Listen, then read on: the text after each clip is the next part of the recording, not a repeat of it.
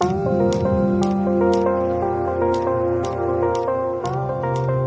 global economy has reached the halfway point of 2026 and in better shape, but in weaker shape than markets perhaps would like. Growth is holding unevenly. Inflation has cooled, but not enough. Rate cuts are coming slowly, and geopolitics still sits inside every forecast. For South Africa, the global backdrop is no abstraction. It feeds directly into the rand, into inflation, capital flows, commodity prices, and the Reserve Bank's room to move. Although reform momentum and improved energy stability offer some support, weak growth, tight fiscal space and fragile confidence do remain the hard constraints. Hello and welcome. I'm Jeremy Maggs. This is No Ordinary Wednesday. It's Investec's podcast on the forces shaping economies, markets and business. Today we continue our quarterly global economic update with Ryan Djajasaputra, economist at Investec in the United Kingdom and chief economist here at Investec in South Africa, Annabel Bishop. And today we're going to review the first half of the year, but also look ahead to what the rest of the year could mean for the global economy, South Africa, markets and capital allocation. So Ryan, Annabel, a very warm welcome to No Ordinary Wednesday. And Ryan, let me start with you. And looking at the global picture, at the start of 2026, markets expected cleaner disinflation and a clearer rate cutting cycle. At mid-year, what do you think has proved most wrong in that consensus? I think if you took the views at the start of this year, clearly things have changed. I'm not sure I'd necessarily call it wrong, rather unforeseen. I think as we came into 2026, the broad consensus and our own view was that the disinflation trend that we saw through last year would continue into this and central banks would lower interest rates. Instead, that view was very much turned on its head by the conflict in Iran. What has surprised most has been Iran's ability to close the critical Strait of Hormuz. Yes, it was a known risk, but they have been more effective in shutting that down to shipping than may have been thought. The consequence, as we have all seen, is the impact on energy prices and subsequently on inflation around the world. That previously held view of easing monetary policy has now been replaced by one of caution by central banks. To note, in the majority of cases, we see interest rates on hold now through the course of this year rather than a renewed tightening cycle. And actually, we see a resumption of interest rate cuts in 2027 among the major central banks as inflation pressures fade. And I think developments you must acknowledge in the last couple of weeks have been evident on that front, and obviously the decline in energy prices back towards pre-war levels. Annabel, for South Africa, we entered the year hoping for lower inflation, easier policy, maybe stronger reform momentum. What then, in your opinion, has improved and what has disappointed? Yes. Hi, Jeremy. Look, I think we're already at low inflation before the Middle East war began. And of course, our inflation rate was about 3.1%. In fact, on the back of last year, coming through on a very low inflation environment, and of course, the drop in the inflation target itself to 3%. All of this had caused already interest rate cuts, and expectations were for more interest rate cuts this year. Of course, I think that's where, the big disappointment has come in. That's obviously affected financial markets in South Africa. We've seen the impact on the JSE and the bond market. But, we also have seen some recovery since March. As Ryan unpacked on the Middle East war, we have, of course, seen that, significant disruption, but the financial market indicators for South Africa are nowhere near as bad as they were. I think, what has improved? Well, we obviously continue to look at the South African economy from a domestic perspective as well, not just the international impact. And we have seen very good improvements in shipping and container part. Our South African constraints to economic growth have really come through in terms of exports.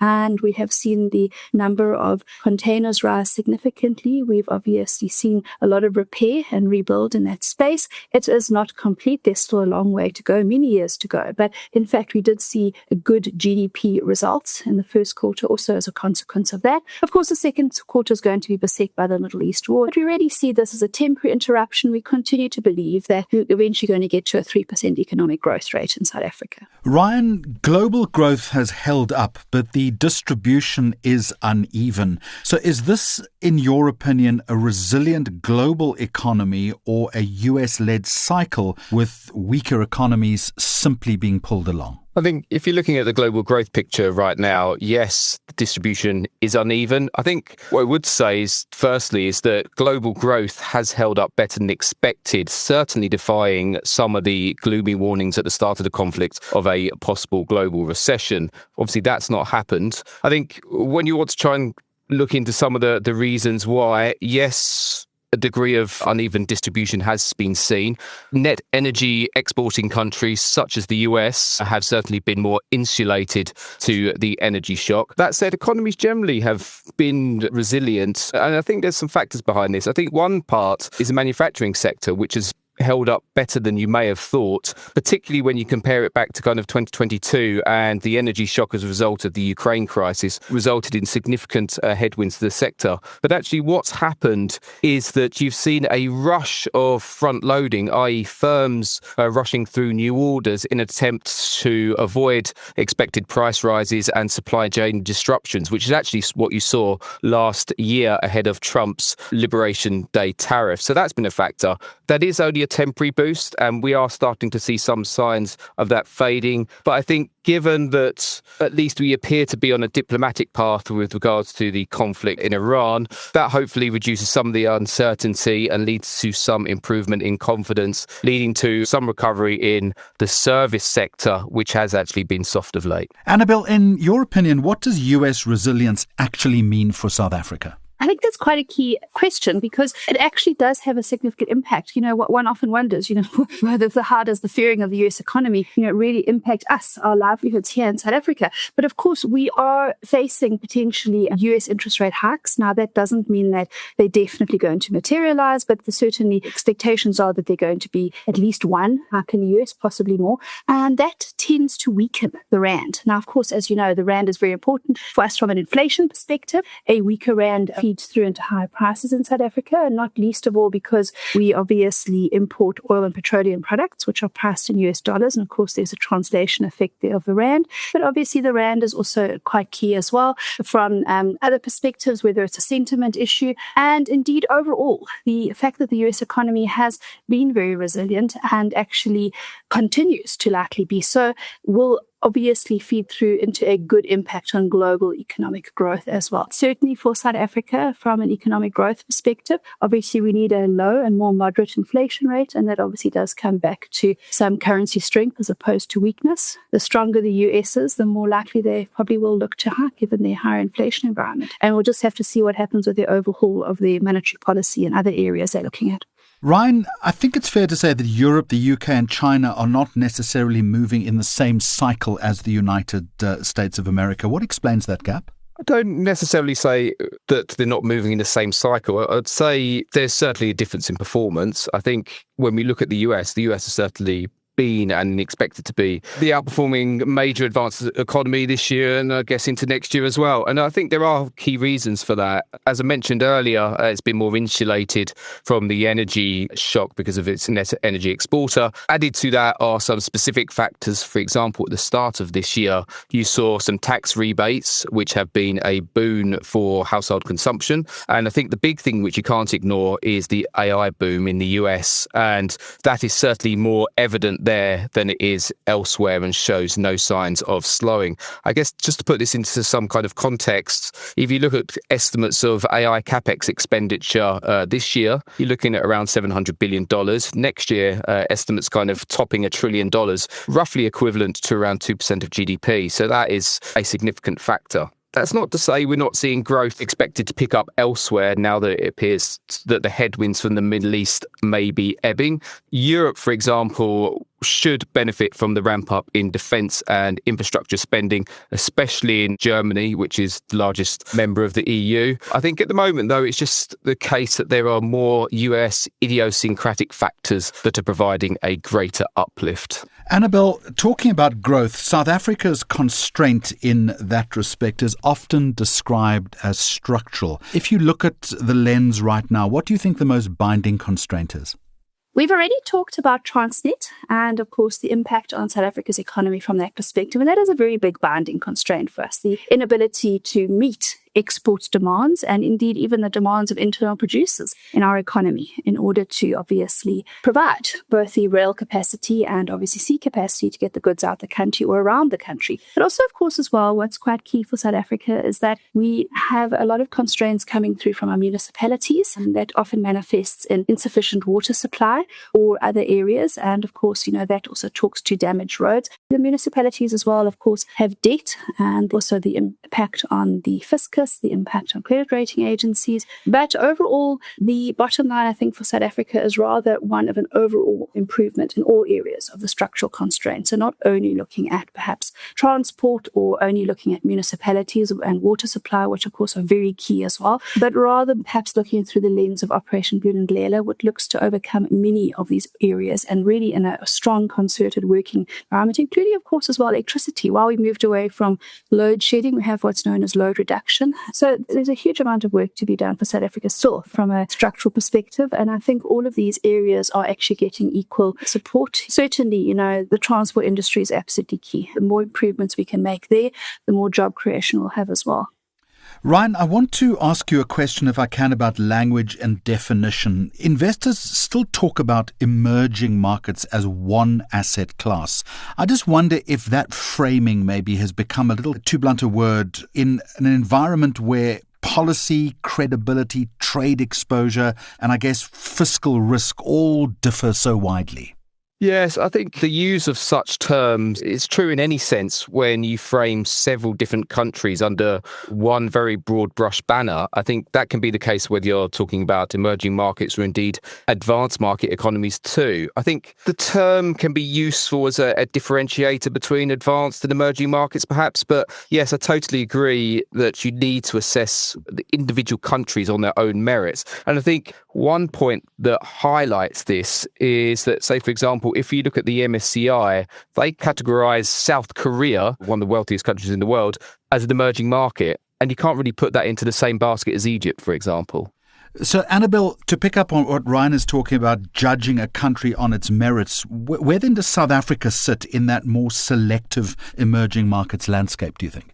Jeremy, I'd say we are a bit differentiated. So, having a look at the rand, that really is sitting closer to the top half of the EM currencies, for example. But if we have a look at our CDS spreads, we are sitting quite close to the bottom. So there is a bit of a differentiation around South Africa. Now, we've gained on the improvement in the global financial market sentiment as a consequence of the improvement, really, I think you've seen in equity markets and elsewhere, increased risk appetite as we moved away from the month of March when it became clear the Middle East war was not going to spread into a multi-country NATO-type war, but instead remained contained in the Middle East. Those were initial fears. And, now that we obviously have seen a lot more risk-taking from financial markets, increasingly over the months of April, May and June, the rand strengthened, but of course the bond market has strengthened very substantially as well. And, a lot of that talks to the fact that we've had a strong improvement in the investor climate in South Africa since mid-2024. And I think that's differentiated South Africa from an emerging market landscape perspective. We've managed to move into more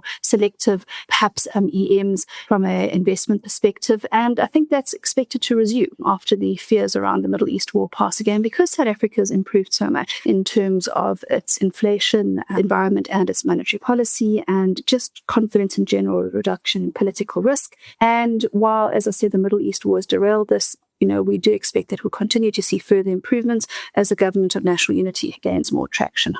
Now we're going to continue this conversation in just a moment with a look at risks that could define the second half of 2026. First, though, a quick reminder to follow Investec Focus Radio SA wherever you get your podcasts, and new episodes of No Ordinary Wednesday are released every fortnight with clear analysis on the forces shaping economies, the markets and business. This is No Ordinary Wednesday, and let's return now to our conversation. And Ryan, back to you. Advanced economies now face tougher scrutiny over debt and deficits. Do you think fiscal policy has become as important as monetary policy, particularly for bond markets? I think if you're looking at global bond markets at the moment, both monetary and fiscal policy are both a consideration. I wouldn't necessarily say there's a primacy of either of them at the moment. I think the situation is dynamic and it really depends on what is happening at the time and which country you're specifically talking about. I think if we're looking at fixed income markets at the moment, really it's the Middle Eastern developments which is the main focus given the implications for inflation and consequently monetary policy. But we know that the fiscal picture remains challenging across many of the advanced market economies. If you were to take the UK, for example, debt GDP this year is estimated at around 95%. If you take the US, that stands at about 100% and is only expected to rise further in the coming years.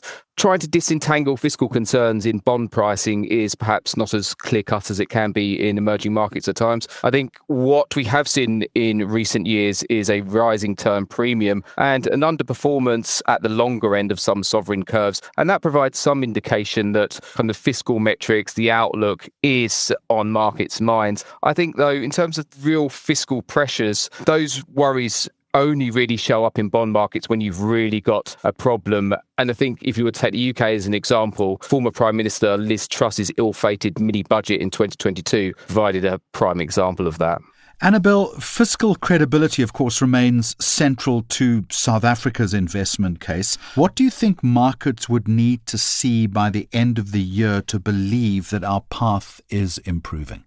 I think we've already seen an improvement in our perception from financial markets. And that, of course, talks to the fact that we've already seen a credit rating upgrade last year from Standard & Poor's. And, of course, this year as well from Fitch. And, in fact, even Moody's has put us on a positive outlook as well. These are all recognition of the fact that our government finance has turned a corner. That is not an expectation that we're going to continue to see, for example, rising debt. And, in fact, we've actually seen a primary surplus as well. Overall, the impact from the Middle East is not anticipated to cause a negative impact on government finances from the point of view of government absorbing the cut in the general fuel price levy to aid motorists in South Africa. There is, of course, likely to be some impact on GDP growth. And here we obviously talk to the fact that import costs have risen very substantially because of the fact that the oil and, most importantly, petroleum products that we import into South Africa have really doubled in terms of cost. And that has obviously caused South Africa to see a negative impact on our trade account, which will obviously have some impact on our GDP growth as well.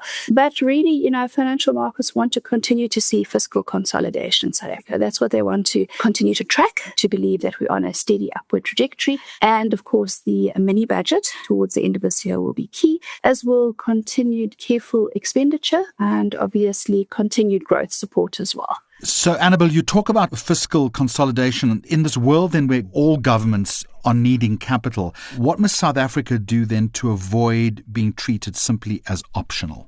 I think it comes very much back to the return we can give investors. And of course here, talking not only on the bond market, but in terms of equity markets as well, and in terms even of fixed investment. South Africa needs to show that it's a good investment case. But from a bond perspective, what's helped us very much has been the fact that our borrowing costs have dropped down very substantially. Bond yields, which were above 12% in 2024, have actually dropped down to 8% and even below 8% before the Middle East war. Perhaps since the war, they might be running closer to 850, 840, but really there's pressure for bond yields to come down further as well. Now, what this really means is that you're experiencing a lower cost of funding government, and this has been key in improving the fiscal outlook for South Africa. In other words, embedding in not only rating agencies' perceptions, but also for financial market investors as well, globally or domestically, that South Africa is a solid investment case and that we are able to finance our government debt.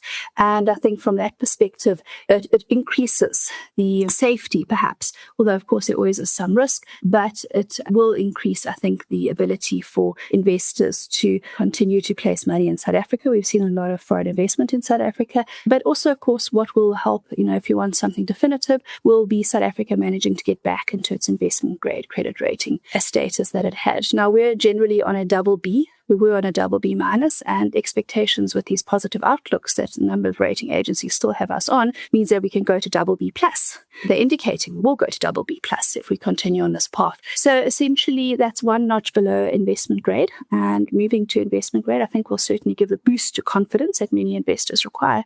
Let me ask you both a question about risk. And Ryan, to you first of all, what do you think is the most mispriced global risk right now? And what's the most plausible upside surprise maybe for the rest of the year? I think if we were to look at major global risks, I think financial market-wise, there's two which are very prevalent at the moment. I guess not particularly surprising ones, but I think certainly if you look at equity markets, AI stock valuations and whether future earnings growth can underpin current valuations is certainly something which remains a risk. I think private credit remains one too. I think to highlight this point, if you're looking at the central banks, so for example, the Bank of England, the European Central Bank and others and various other regulatory bodies, what two main risks do they quite often cite? Well, it's both of those. So for example, if you take the Bank of England's case, they have issued stress tests for banks to run based on those type of risks. So that's perhaps unsurprising in terms of global risks to the downside. I think if we were to talk about upside risks, and quite often we forget about upside risks or perhaps more positive outcomes. If you asked us a month ago, the only risks we talked about in terms of the global economy were downside ones in the form of the crisis in the Middle East getting worse, an escalation and much higher energy prices. What we've actually been discussing in the last week or two is actually the possibility of a milder scenario, so a potential positive surprise. And I think the memorandum of understanding signed between the US and Iran, that's not going to move in a straight line. There will be periods of uncertainty. There may be minor skirmishes between the two. But I think looking through all the noise, neither the US or Iran really want to be drawn back into a full conflict once again. And it does look as though kind of the diplomatic path is the one that we're on. I think considering that, we kind of have to consider, well, markets had priced in or were expecting energy prices to fall under kind of some diplomatic assumption, but prices not returning back to pre-war levels until well into next year. Now, actually, if you look at energy prices in terms of oil, last week we went back to pre-war levels. And one thing that gets lost somewhat, we always talk about energy prices, we get some of the other prices as well. So, for example, fertilizer prices, they are now back to and actually below where we were at the start of the conflict. So, principally, we're looking at urea prices here. And the fact that that's come back so much actually reduces the risk of higher food price inflation going forward. And I think what we have to be aware of, or certainly keep an eye on, is the possibility that Gulf exports return to normal faster than expected. Maritime traffic at the moment is picking up. Yes, it's not back to where we were pre-war, but it's moving in the right way. And we're only 2 weeks into the 60-day MOU. So I think we have to consider that at least, that there is a possible path whereby energy prices, other prices come down quicker, and actually the impact on inflation is perhaps less than previously expected. Headwinds to growth ease and central banks actually return to a path of easing earlier than previously expected, i.e. next year. And Annabel, in a similar vein, the most underappreciated South African risk perhaps, and what, in your opinion, would count as a genuine upside surprise? I think South Africa is probably one of its most underappreciated risks at the moment is the impact that quite a harsh El Niño conditions, harsh drought conditions, Jeremy, would have on South Africa. And the reason why that's important is South Africa is a very water-scarce country, and we obviously have been through very severe droughts historically as well, which actually can push our food price inflation into double digits, up towards 30% even. And of course, it's a very high figure. But obviously, the impact could be much worse if we move into quite a harsh El Niño environment. The reason I mention it is that a number of key agencies who monitor the weather have actually confirmed that we have now gone into an El Niño cycle, that the worst period will be November to January, February. That's really key for our planting and our major crop production, such as maize. It's also important as well to note last year we had economic growth of 1.1%. Now, close to half of that was from our agricultural sector. So it actually does matter quite a bit from a GDP growth perspective, from a government finance revenue collection, and all the feed-through impacts as well. So the concern certainly is that next year might see the impact of severe El Niño in terms of our inflation figures. This year, not as much, partly because we're halfway through the year, obviously, but also, of course, we have high soil moisture content from a very good La Niña rainfalls previously. And all of that really talks to the fact that this year, along with the fact that, we're not expecting to see significant negative impacts now on our planting season from October onwards in terms of agrochemicals, that we actually could find ourselves, really seeing this next year come through. And at the moment, we had expected an inflation figure to come down to about 3% next year after the jump from the Middle East war works out the system. But of course, that figure might now be closer to 4%. And of course, that has a feed-through impact on economic growth when your inflation's higher than you expected, along with salaries and wages, inflation itself, interest rates, etc. It could curb cuts. So all of these factors are actually quite key for South Africa. I think from an upside risk perspective, well, the weather's never terribly certain. And, if we do see a moderate El Niño, and in fact less than is currently being warned of, that's always possible. Weather conditions can change and switch. But also, of course, as well, the genuine upside surprise would be if we continue to see a good strength in economic growth and further credit rating upgrades as well. And, that certainly would be, again, a positive situation for South Africa's investor climate as well. But overall, I think that the base case is really one where we see South Africa move back towards the 1.5% growth metric that we're looking to target for this year, perhaps next year instead, and then steadily move out to 3% longer term. There is some skepticism, but South Africa has certainly got capacity for substantially stronger growth. Folks, I want to start wrapping up this conversation, and Ryan, to you finally, the 3 global indicators that you're going to watch most closely between now and December. Global indicators, clearly it's inflation broadly across all the advanced markets, whether you look in the UK, the Eurozone, the US, as Annabel just mentioned. Inflation is really going to matter to what happens with monetary policy. And when I talk about inflation, I don't just mean the headline rate of inflation, it's the details. The details what matter. What central banks are watching out for is, are we seeing indirect effects from developments in the Middle East? Are we seeing second round impacts on wages? And it's those factors and whether it results in a more persistent higher inflation backdrop which really matters. So I think that is very much going to be the key going forward.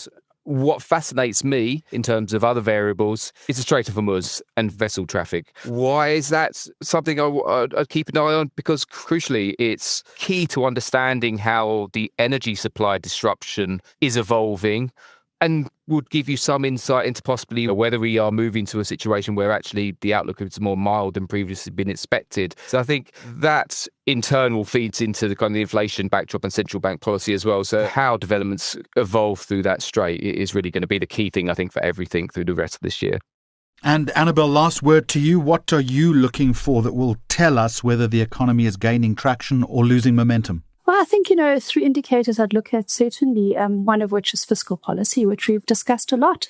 But it's absolutely key. Poor fiscal policy can actually make or break a country. And certainly, we have seen ourselves to a very substantial turnaround. I think if that persists, we'll continue to see the economy itself benefiting, as well as investor climate, and of course supportive for government expenditure and finances overall, because it does have a positive feedback loop. But secondly, we did talk about GDP growth, and it is very much an indicator for us because it really does cover the fact that we have obviously seen extremely poor employment performance in South Africa, and moving to a substantially stronger economy, improving from an infrastructure perspective, and of course then being able to turn around and lift our employment figures would be absolutely key for South Africa. Of course, we have credit rating upgrades and a number of other factors, and that's certainly a path that we can return to and beyond. So I think that's a very good indicator for South Africa. But, what's also absolutely important for us, of course, is the ease of doing business, and that, I think, is an indicator that's not really talked about enough in South Africa, not just reducing business costs, but improving regulations and bureaucracy, particularly reducing the regulatory burden. It's not just red tape, it's also a great difficulty that we have in terms of getting a number of factors moving quickly, whether it's permits or meeting regulations. So for us, that's very important, reducing the regulatory burden and really moving forwards in the minerals sector and the petroleum sector to allow far more investment, which really has not manifested to date. And that's where we are going to leave it. Ryan Djajasaputra, economist at Investec in the United Kingdom, along with Annabel Bishop, chief economist at Investec in South Africa. To both of you, thank you for joining me on this edition of No Ordinary Wednesday. Now, a new episode of No Ordinary Wednesday drops every 2 weeks. To ensure you don't miss out, search for Investec Focus Radio SA wherever you get your podcasts and hit the follow button. Until next time, goodbye from me, Jeremy Maggs, and the entire Focus Radio team. The views expressed are those of the contributors at the time of publication and do not necessarily represent the views of the firm and should not be taken as advice or recommendations. Investec Limited and subsidiaries, authorized financial service providers, registered credit providers, and long-term insurer.